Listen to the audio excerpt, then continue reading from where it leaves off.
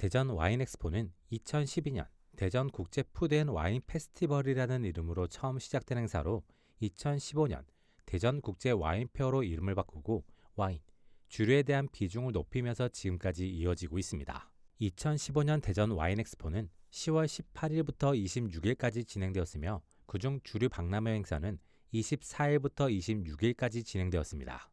유료 입장이며 현장 티켓 구매는 2만원, 사전 예매는 14,000원에 가능합니다. 다일권을 사전 예매하면 할인폭이 더 커집니다. 이번 2025년 대전 와인 엑스포 주류 박람회에는 100개가 넘는 업체가 참여했고 참여한 주류 업체의 많은 종류의 술을 시험해 볼 수 있는 데다가 이번 엑스포 입상 와인 몇 가지를 무제한으로 시음해 볼 수 있는 곳까지 마련되었습니다. 다양한 술을 맛보고 즐겨보고 싶은데 술이 강하지 않다면 최소 이틀 이상을 관람하는 것을 추천합니다.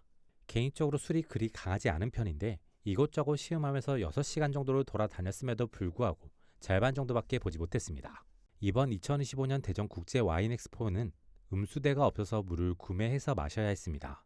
동시에 몇 곳에서는 일회용 컵을 제공하지만 제공하지 않는 것이 기본이어서 개인잔 지참이 필요했음을 알려드립니다. 나라셀라 부스에서는 프라팡이 전면에 진열되어 있었고 다양한 수입 와인들을 볼 수 있었습니다.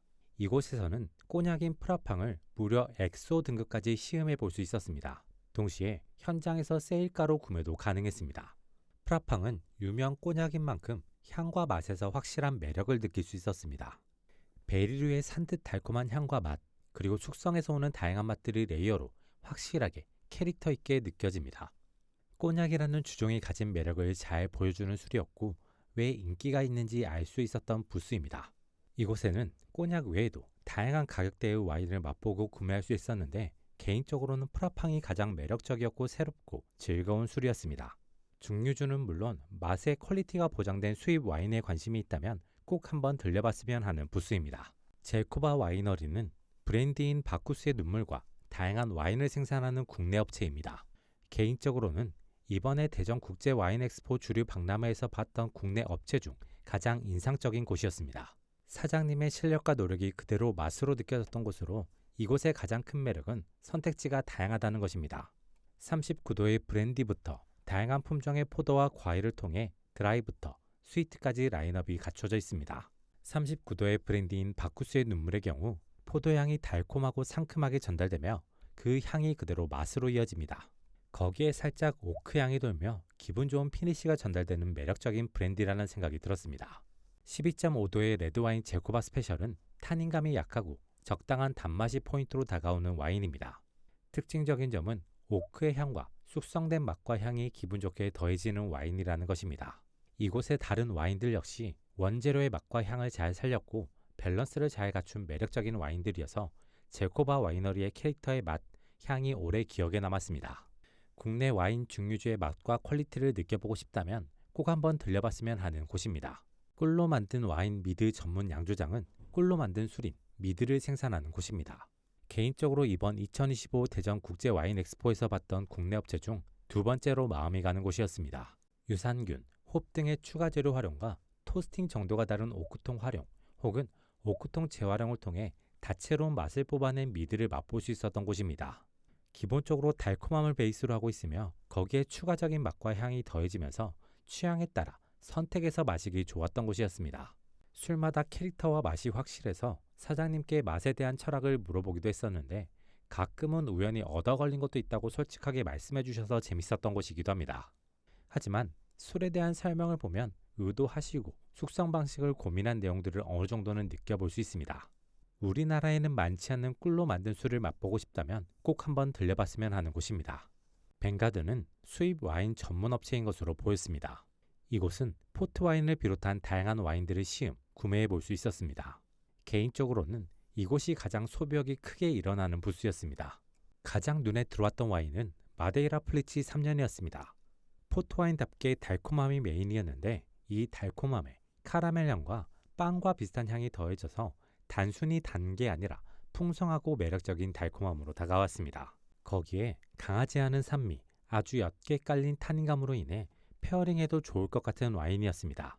현장 구매가도 2만 원이 넘지 않는 가격이어서 가성비적으로도 매우 매력적인 술이었습니다. 두 번째는 우지아노 빈센토 델 키안티입니다. 스위트 와인으로 와인으로 느낄 수 있는 달콤함의 끝을 볼 수 있을 정도로 달콤하다는 느낌이 드는 와인이었습니다. 이 와인 역시 단조롭게 달지 않고 복합적인 과일의 풍미와 함께 단맛이 퍼지고 끝에 약간의 탄수화물스러운 맛이 있어서 색다른 매력을 느낄 수 있었던 와인이었습니다. 이곳에서는 이 외에도 드라이 와인부터 스위트 와인까지 다양한 라인업을 갖추고 있기 때문에 색다르게 맛있는 와인을 접해보고 싶은 사람에게 추천할 수 있는 부스였습니다. J&J 와인에서 선보인 세필즈필드 파라 그랜트 토니 10년은 포트 와인의 장점을 그대로 갖추고 있으며 거기에 짙은 카라멜의 풍미와 빵 같은 풍미가 강하게 더해지는 와인이었습니다. 입안 가득 달콤함이 퍼지며 안주 없이 즐기기도 좋고 묵직한 맛을 가진 안주와 페어링하기도 좋은 와인이라는 느낌이 들었습니다. 아침마루 와이너리에서 선보인 비어는 다레와 돌베를 원재료로 한 와인이었습니다. 원재료가 가진 향이 부드럽고 달콤하게 다가오는 와인으로 맛도 깔끔하게 달콤하고 산뜻한 느낌을 주는 와인이었습니다. 미라실 울프 와인에서 선보인 와인들은 원재료의 특색이 잘 살아있었습니다. 블루베리를 원재료로 한 드라이 와인은 단맛을 제외한 블루베리의 맛이 터지듯 느껴지는 것이 매력과 장점이었습니다. 블루베리 스위트 와인은 달콤함과 함께 블루베리의 맛이 은은하게 도는 느낌이 있었습니다. 그 외에도 다양한 재료를 활용한 와인을 선보였는데 전통적인 와인스러우면서도 한국스러운 맛이 매력적으로 섞여있는 느낌이 들었습니다. 유행을 따라가는 맛보다는 전통적이고 기본에 충실한 맛을 선보이는 느낌이 있어서 매력적인 부스였습니다. 예원 화원 와이너리에서는 국내산 포트 와인인 남산해를 만나볼 수 있었습니다. 달콤함과 카라멜 향이 인상적으로 다가왔고 마지막에 빵 혹은 탄수화물스러운 향과 맛이 있어서 매력적으로 다가왔습니다.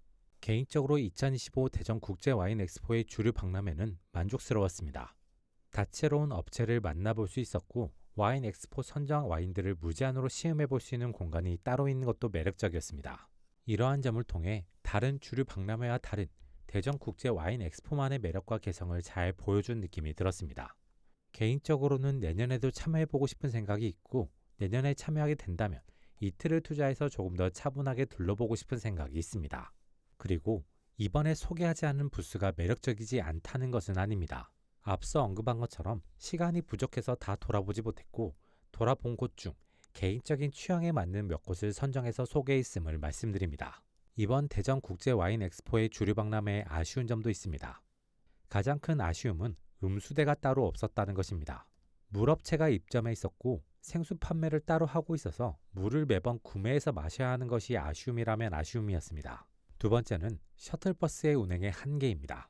버스가 1시간에 한 대뿐인데 정류장에서 일정 시간을 대기하거나 알림을 해주는 것이 아니라서 버스 출발점에 있지 않는 이상 셔틀버스를 제대로 타기가 어려웠습니다.